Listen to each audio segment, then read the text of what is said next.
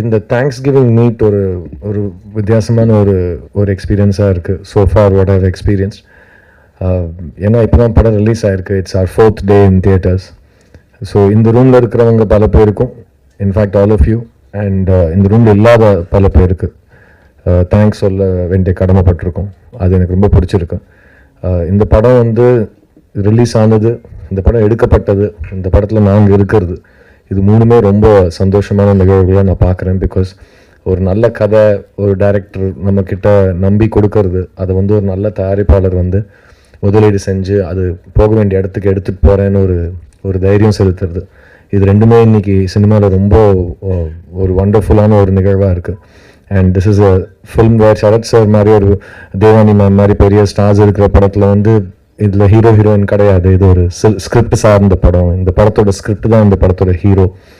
Director சொல்ல அந்த கருத்து தான் இந்த படத்தோட ஹீரோன்னு எல்லாருமே ரொம்ப ஆழமாக புரிஞ்சுக்கிட்டு ஸ்டார்ட் பண்ண ஒரு படம். நான் நிறைய மேடையில் சொல்லியிருக்கேன், இது என்னோட 40வது படம். இந்த மாதிரி ஒரு 40வது படம் எனக்கு அமையும் நான் கனவுல கூட கண்டது கிடையாது. அப்படி ஒரு படத்தை எனக்கு அமைச்சு கொடுத்த இந்த மேடையில் இருக்கிற எல்லாருக்கும் ரொம்ப ரொம்ப ரொம்ப நன்றி.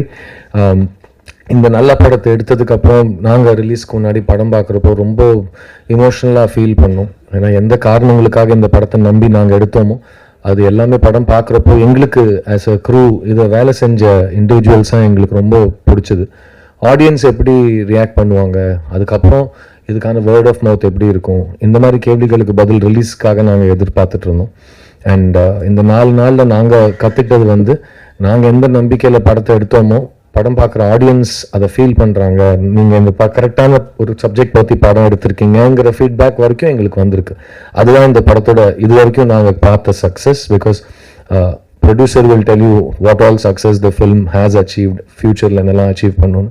பட் இந்த படத்தில் ஒர்க் பண்ண ஆர்டிஸ்ட்ஸ் எங்களுக்கு வந்து நாங்கள் எந்த இமோஷனல் நம்பிக்கையில் இந்த படத்தை தேர்ந்தெடுத்து இதுக்காக ஒரு வருஷம் உழைச்சிருக்கோமோ அந்த இமோஷனல் டெப்த் வந்து ஆடியன்ஸ் ரொம்ப பியூட்டிஃபுல்லாக கனெக்ட் ஆகுறாங்க. ஸோ இனிமேல் இந்த படம் வந்து இப்போ தான் இட்ஸ் ஜஸ்ட் த பிகினிங்.